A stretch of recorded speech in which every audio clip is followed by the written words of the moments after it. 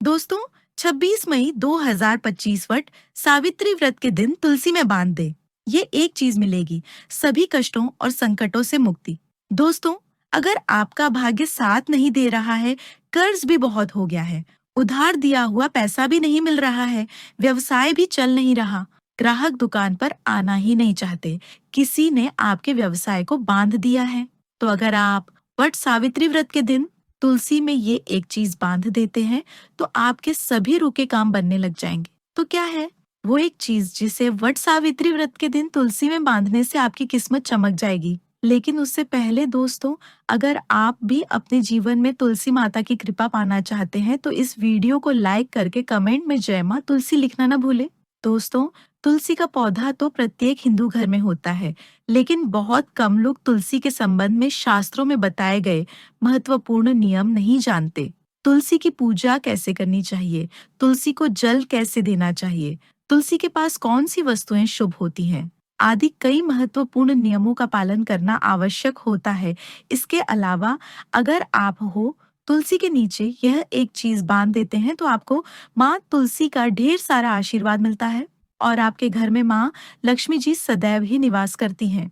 दोस्तों, तुलसी का पौधा घर में होना परिवार के प्रत्येक सदस्य के लिए लाभकारी होता है।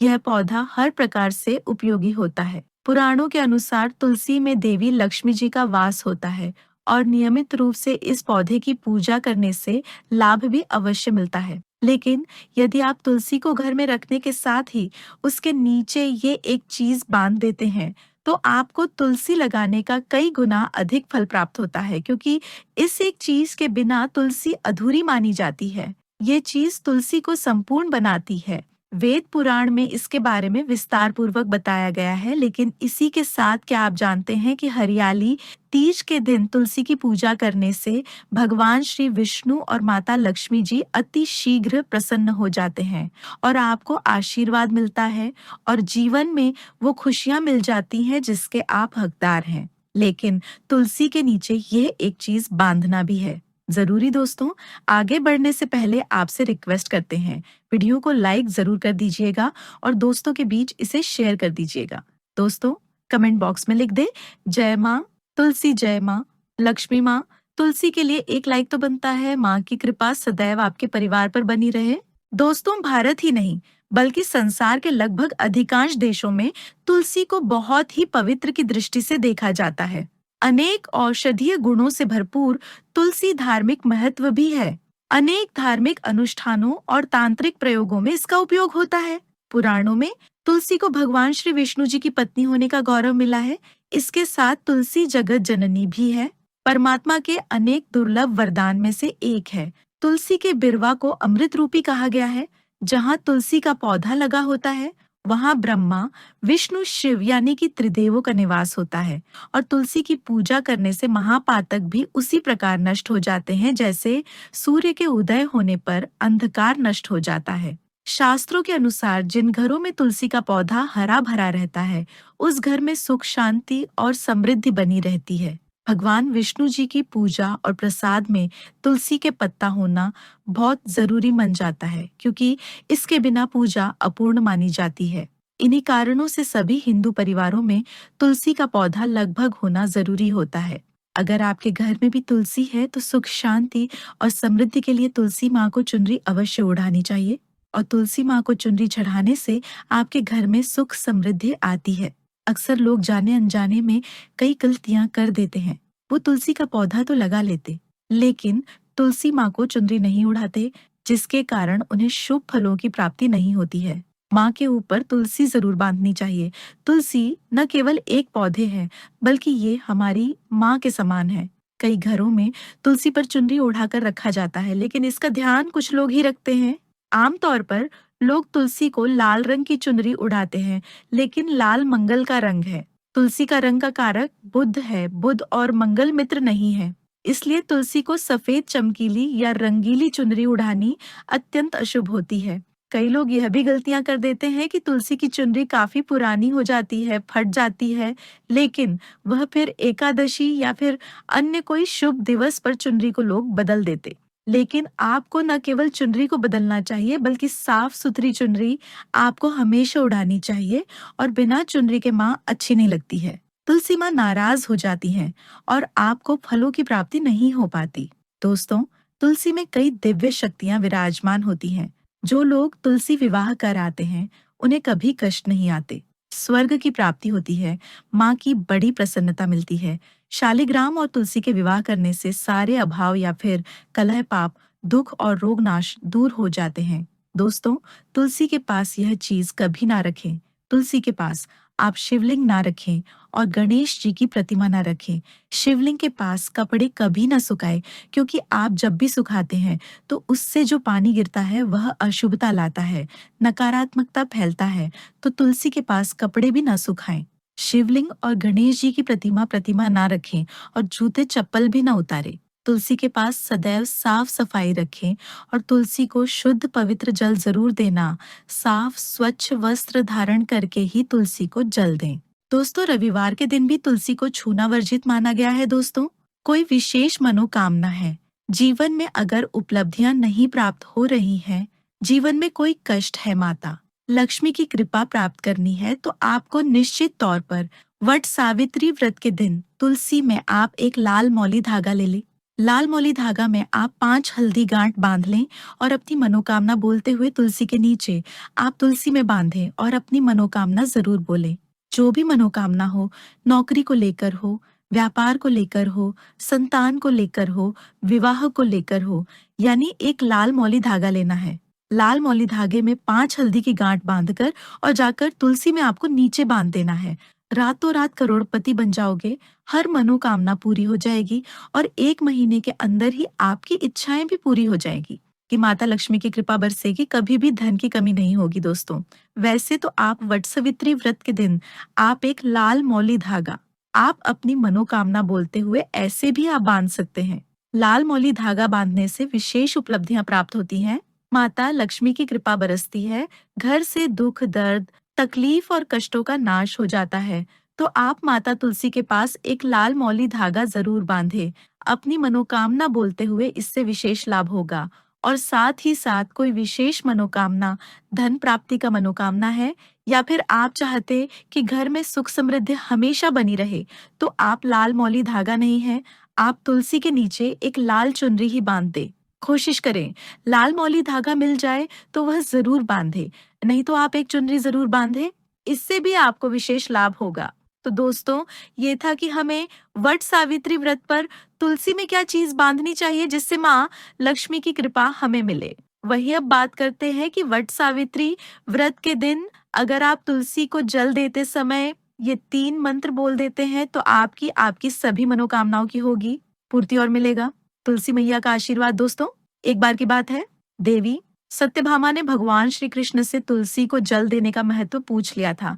तब भगवान श्री कृष्ण ने उन्हें उसका महात्म्य सुना दिया था। आगे देवी सत्यभामा कहती हैं, हे स्वामी, आपने मुझे तुलसी को जल देने का महत्व तो बता दिया है, किंतु अब मेरे मन में यह जानने की जिज्ञासा हो रही है कि तुलसी को जल कैसे देना चाहिए। तुलसी को जल देने की सर्वोत्तम विधि कौन सी है तथा तुलसी को जल देने का मंत्र कौन सा है। कृपया आप मुझे इन सभी प्रश्नों का उत्तर दें। तब भगवान श्री कृष्ण देवी सत्यभामा से कहते हैं, हे प्रिय, जिस प्रकार से मैंने तुम्हें तुलसी का महात्मा सुनाया है, उसी प्रकार से तुलसी को जल देते समय बोले जाने वाले मंत्र का भी बड़ा महत्व है। ये मंत्र केवल 3 शब्दों का है, किंतु इसका प्रभाव बहुत कल्याणकारी है। जो भी मनुष्य नित्य तुलसी को जल देते समय अपने मुख से केवल ये 3 शब्द बोल देता है, तो साक्षात लक्ष्मी उसके घर में प्रवेश करती है। उसके घर की सारी दरिद्रता समाप्त हो जाती है, उसे धन धान्य की प्राप्ति होती है। वह मंत्र बताने से पूर्व मैं आपको तुलसी के इस मंत्र का महात्म्य सुनाता हूँ। इस महात्मा को सुन लेने मात्र से ही मनुष्य के समस्त पाप नष्ट हो जाते हैं। उसे 100 वर्षों तक तुलसी को जल देने का पुण्य प्राप्त हो जाता है। इसीलिए देवी, आप इस कथा को ध्यान से पूरा जरूर सुने। देवी सत्यभामा कहती हैं, हे प्रभु, मैं इस कथा को पूरा अवश्य सुनूंगी। आप मुझे तुलसी के मंत्र का महात्म्य सुनाइए। श्री कृष्ण कहते हैं, हे देवी सत्यभामा, दक्षिण में एक अत्यंत शोभायमान नगरी थी। उस नगरी में सुशर्मा नाम का एक खोटी बुद्धि का ब्राह्मण रहता था। पापियों का तो वह शिरोमणि था। उसका जन्म एक ऐसे ब्राह्मण परिवार में हुआ था जो पाप कर्म करने वाले शास्त्र ज्ञान से शून्य थे। वह जन्म से तो ब्राह्मण था, किंतु कर्म से वह अत्यंत दुराचारी था। वह न पूजा पाठ करता, न ध्यान करता, न जप, न होम यज्ञ और न ही अतिथियों का सत्कार करता था। उसके द्वार पर आए अतिथियों को बिना दान किए ही क्रूरतापूर्वक भगा देता था। स्त्री लंपट होने के कारण वह सदैव ही पराई स्त्रियों में आसक्त रहता था। उसे मदिरा पान करने की भी आदत थी, साथ ही वह मांस खाया करता था। वह दिन में खेत में काम करके पत्ते बेचकर जीविका चलाया करता था और रात्रि में वेश्याओं का सेवन करता था। इस प्रकार से उस ब्राह्मण ने अनेक वर्षों तक जीवन व्यतीत किया। फिर एक दिन वह दुर्बुद्धि सुशर्मा बेचने के लिए पत्ते इकट्ठा करने के लिए एक आर ऋषि की वाटिका में घूमने लगा और पत्ते तोड़ने लगा। तभी एक काल रूपधारी काले सर्प ने उस ब्राह्मण को काट लिया और उसी समय पर उसकी मृत्यु हो गई। उसके बाद दो यम के दूत उसे लेने के लिए उस स्थान पर प्रकट हुए और उसे उठाकर यमलोक ले जाने लगे। मार्ग में वह यमदूतों के सामने बहुत विलाप करने लगा। हे दूतों, मुझे कहाँ ले जा रहे हो? मुझे छोड़ दो, मेरे प्राण बख्श दो। किंतु यमदूत उसे यह कहते हुए ले जाने लगे, अरे दुष्ट ब्राह्मण, तेरे पाप कर्मों के कारण तुझे सांप ने काट लिया है। अब यमराज जे अवश्य घोर नरक में डाल देंगे। फिर यम के दूत उस ब्राह्मण को लेकर यमलोक पहुंचते हैं और यमराज के सामने खड़े हो जाते हैं। चित्रगुप्त उस ब्राह्मण का लेखा जोखा निकालते हैं और यमराज से कहते हैं, हे धर्मराज, इस ब्राह्मण ने बचपन से लेकर मृत्यु तक पाप ही पाप किया है। इसने कभी कोई पुण्य का काम नहीं किया है। फिर धर्मराज अपने दूतों से कहते हैं, हे दूतों, इस घोर पाप करने वाले ब्राह्मण को उठाकर ले जाओ और इसे नरक में डाल दो। फिर यम के दूत उस ब्राह्मण को ले जाते हैं और नरक की भयंकर अग्नि में धकेल देते हैं। अनेक वर्षों तक नरक में सजा भुगतने के बाद उस ब्राह्मण को दूसरे जन्म में एक बैल का शरीर मिलता है। बैल का जन्म पाकर वह बोझ उठाने का काम करने लगा। उसका मालिक उससे दिन रात काम करवाने लगा। फिर जब उस बैल की शक्ति कम हुई तो उसके मालिक ने उसे एक लंगड़े आदमी को बेच दिया। उस लंगड़े आदमी ने उस बैल को खुद का बोझ उठाने के लिए उपयोग किया। वह उसकी पीठ पर बैठकर घुमा करता था। इस प्रकार से उस बैल ने 8 वर्ष तक उस लंगड़े आदमी का बोझ उठाया। फिर एक दिन वह लंगड़ा आदमी उस बैल की पीठ पर बैठकर किसी ऊंचे पर्वत पर जाने लगता है। उस पर्वत पर बहुत देर तक चढ़ने के कारण वह बैल बहुत थक गया। उसकी शक्ति क्षीण हो गई और कुछ समय बाद वह बैल बहुत जोर से मूर्छित होकर जमीन पर गिर पड़ा और अंतिम सांसें लेने लगा। तभी वहां पर खड़े लोगों को उस बैल पर बड़ी दया आ गई और वे उसके मुख में पानी ढालने लगे। फिर उन लोगों में एक पुण्यात्मा व्यक्ति था। उसने उस बैल का कल्याण करने के लिए अपना पुण्य उस बैल को दे दिया। उसे देखकर अन्य लोगों ने भी अपना अपना पुण्य याद करके कुछ पुण्य उस बैल को दे दिया ताकि उसे मुक्ति मिल सके। उसी भीड़ में एक वेश्या भी खड़ी हुई थी। सभी लोग अपना पुण्य उस बैल को दे रहे थे। ये देखकर उस वेश्या ने भी अपना पुण्य उस बैल को दे दिया। कुछ देर बाद उस बैल की मृत्यु हो जाती है। फिर उस स्थान पर यमदूत आते हैं और उस बैल के शरीर से उस ब्राह्मण की आत्मा को निकालकर यमलोक ले जाते हैं। यमलोक ले जाने पर उसे यमराज के सामने खड़ा किया जाता है और फिर चित्रगुप्त उसका लेखा जोखा देखते हैं तो वे आश्चर्य में पड़ जाते हैं। उस वेश्या के द्वारा उस बैल को दिया हुआ पुण्य बहुत बड़ा होता है। उस पुण्य के प्रभाव से उसके सभी जन्मों के पाप नष्ट हो जाते हैं। फिर यमराज उस ब्राह्मण के सभी पाप क्षमा करते हैं और कहते हैं, हे ब्राह्मण, उस वेश्या ने तुझे अपना पुण्य देकर तुझ पर बड़ा उपकार किया है।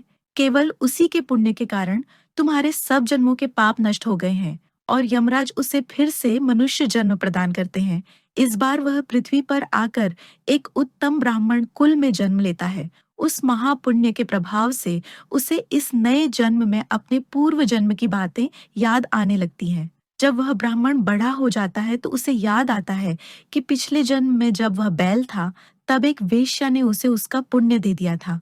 इसीलिए उसके मन में उस वेश्या के बारे में जानने की इच्छा होती है और उस महापुण्य के बारे में जानने के लिए उस वेश्या का पता लगाकर उसे ढूंढते हुए उसके नगर में चला जाता है। वह वेश्या अब बूढ़ी हो चुकी थी। फिर जब उसे वह वेश्या मिल जाती है तो वह उसके सामने जाकर उसे बार बार प्रणाम करता है और उस वेश्या का धन्यवाद करने लगता है। वह वेश्या कहने लगती है, हे ब्राह्मण श्रेष्ठ, आप कौन हैं और किस कारणवश आप मुझ वेश्या को धन्यवाद दे रहे हैं? मैंने आपका कौन सा कार्य किया है जो आप मुझे नमस्कार कर रहे हैं? तब वह ब्राह्मण कहता है, हे माता, मैं वही बैल हूँ जिससे तुमने अपना पुण्य दे डाला था। अपने पाप कर्मों के कारण मुझे पिछले जन्म में बैल होना पड़ा था। उस पर्वत पर जब मैं मर रहा था तो तुमने मुझे अपना पुण्य दिया था। तुम्हारे पुण्य के प्रभाव से ही आज मुझे फिर से मनुष्य जन्म मिला है। तुम्हारे द्वारा दिए गए उसी पुण्य के कारण मुझे अपने पूर्व जन्म की सारी बातें याद है। किंतु हे माता, मैं आज यहाँ पर यह जानने के लिए आया हूँ कि तुमने मुझे उस समय पर अपना कौन सा पुण्य दिया था जिस कारण से मेरे सभी जन्मों के पाप नष्ट हो चुके हैं। मैं उस पुण्य के बारे में जानना चाहता।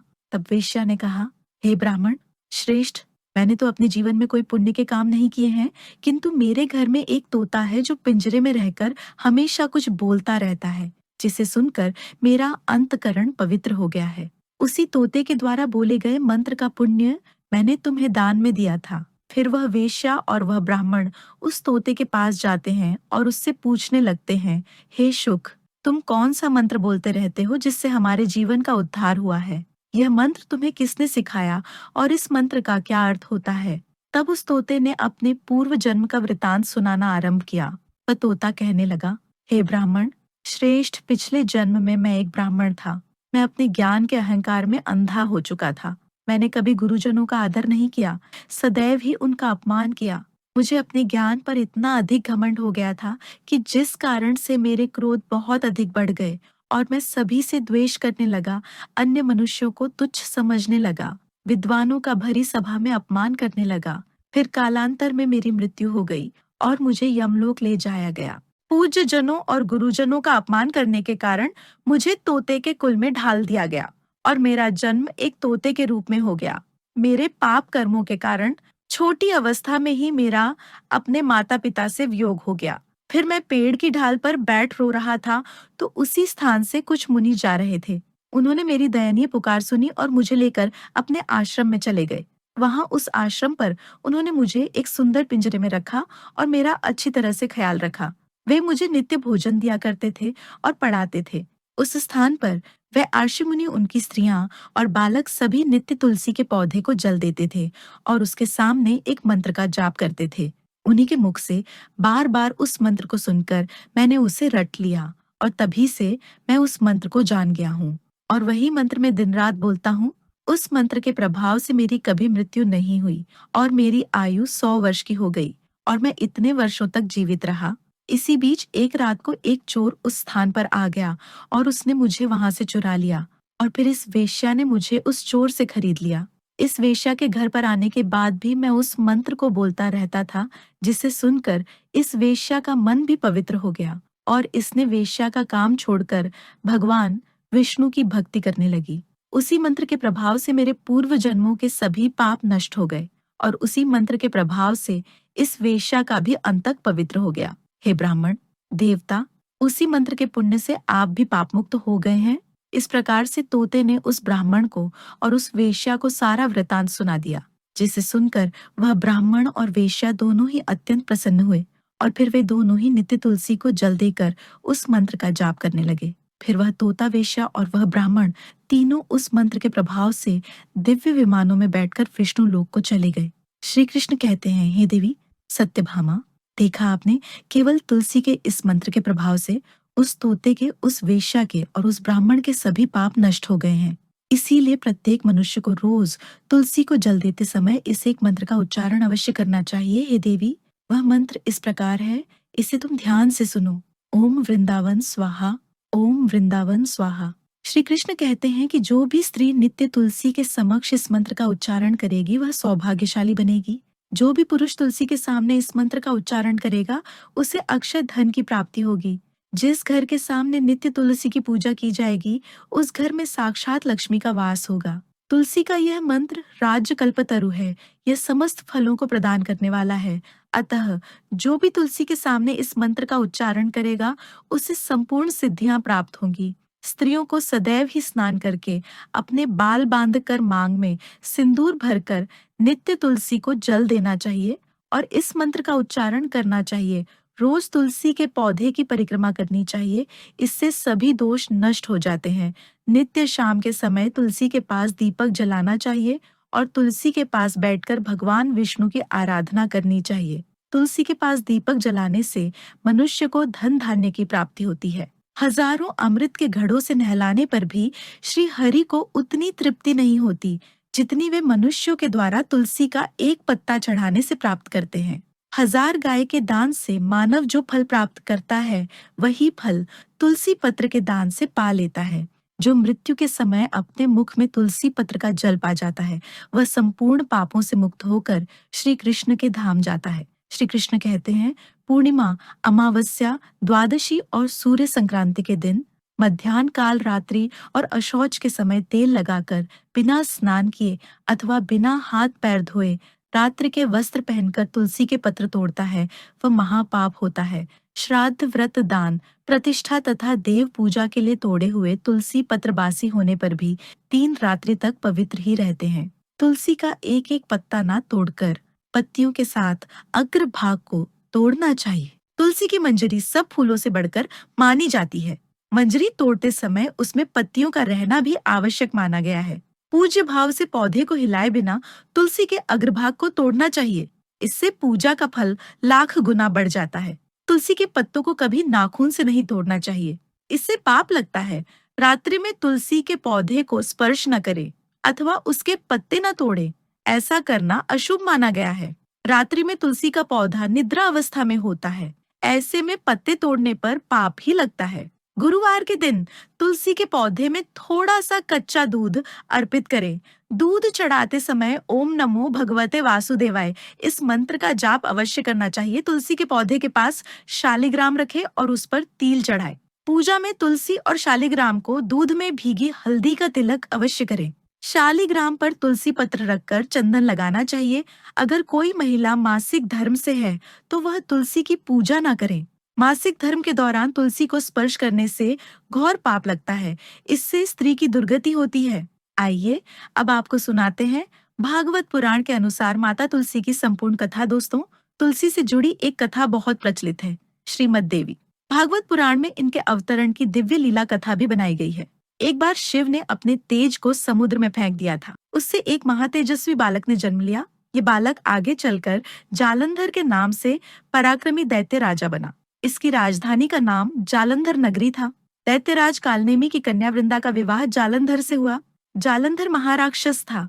अपनी सत्ता के मद में चूर उसने माता लक्ष्मी को पाने की कामना से युद्ध किया, परंतु समुद्र से ही उत्पन्न होने के कारण माता लक्ष्मी ने उसे अपने भाई के रूप में स्वीकार किया। वहां से पराजित होकर वह देवी पार्वती को पाने की लालसा से कैलाश पर्वत पर गया। भगवान देवाधिदेव शिव का ही रूप धरकर माता पार्वती के समीप गया, परंतु माँ ने अपने योगबल से उसे तुरंत पहचान लिया तथा वहां से अंतर्ध्यान हो गईं। देवी पार्वती ने क्रुद्ध होकर सारा वृतांत भगवान विष्णु को सुनाया। जालंधर की पत्नी वृंदा अत्यंत पतिव्रता स्त्री थी। उसी के पतिव्रत धर्म की शक्ति से जालंधर न तो मारा जाता था और न ही पराजित होता था। इसीलिए जालंधर का नाश करने के लिए वृंदा के पतिव्रत धर्म को भंग करना बहुत जरूरी था। इसी कारण भगवान विष्णु आर्षि का वेश धारण कर वन में जा पहुंचे, जहां वृंदा अकेली भ्रमण कर रही थी। भगवान के साथ 2 मायावी राक्षस भी थे, जिन्हें देखकर वृंदा भयभीत हो गई। आर्षि ने वृंदा के सामने पल में दोनों को भस्म कर दिया। उनकी शक्ति देखकर वृंदा ने कैलाश पर्वत पर महादेव के साथ युद्ध कर रहे अपने पति जालंधर के बारे में पूछा। आर्षि ने अपने माया जाल से 2 वानर प्रकट किए। एक वानर के हाथ में जालंधर का सिर था तथा दूसरे के हाथ में धड़। अपने पति की यह दशा देखकर वृंदा मूर्छित होकर गिर पड़ी। होश में आने पर उन्होंने आर्षि रूपी भगवान से विनती की कि वह उसके पति को जीवित करें। भगवान ने अपनी माया से पुनः जालंधर का सिर धड़ से जोड़ दिया, परंतु स्वयं भी वह उसी शरीर में प्रवेश कर गए। वृंदा को इस छल का जरा आभास न हुआ। जालंधर बने भगवान के साथ वृंदा पतिव्रता का व्यवहार करने लगी, जिससे उसका सती भंग हो गया। ऐसा होते ही वृंदा का पति जालंधर युद्ध में हार गया। इस सारी लीला का जब वृंदा को पता चला तो उसने क्रुद्ध होकर भगवान विष्णु को शिला होने का श्राप दे दिया तथा स्वयं सती हो गई। जहाँ वृंदा भस्म हुई वहां तुलसी का पौधा उगा। भगवान विष्णु ने वृंदा से कहा, हे वृंदा, तुम अपने सतीत्व के कारण मुझे लक्ष्मी से भी अधिक प्रिय हो गई हो। अब तुम तुलसी के रूप में सदा मेरे साथ रहोगी। जो मनुष्य भी मेरे शालिग्राम रूप के साथ तुलसी का विवाह करेगा, उसे इस लोक और परलोक में विपुल यश प्राप्त होगा। जिस घर में तुलसी होती है, वहां यम के दूत भी असमय नहीं जा सकते। गंगा व नर्मदा के जल में स्नान तथा तुलसी का पूजन बराबर माना जाता है, चाहे मनुष्य कितना भी पापी क्यों न हो। मृत्यु के समय जिसके प्राण मंजरी रहित तुलसी और गंगा जल मुख में रखकर निकल जाते हैं, वह पापों से मुक्त होकर वैकुंठ धाम को प्राप्त होता है। जो मनुष्य तुलसी व आंवलों की छाया में अपने पितरों का श्राद्ध करता है, उसके पितर मोक्ष को प्राप्त हो जाते हैं। उसी दैत्य जालंधर की यह भूमि जलंधर नाम से विख्यात है। सती वृंदा का मंदिर मोहल्ला कोट किशनचंद में स्थित है। कहते हैं इस स्थान पर एक प्राचीन गुफा थी जो सीधी हरिद्वार तक जाती थी। सच्चे मन से 40 दिन तक सती वृंदा देवी के मंदिर में पूजा करने से सभी मनोरथ पूर्ण होते हैं। तो दोस्तों, जानकारी अच्छी लगी तो वीडियो को लाइक जरूर करें। कमेंट में जय श्री हरि विष्णु, जय माँ लक्ष्मी, जय माँ तुलसी जरूर लिखें। साथ ही चैनल को सब्सक्राइब करें। आप सभी का धन्यवाद।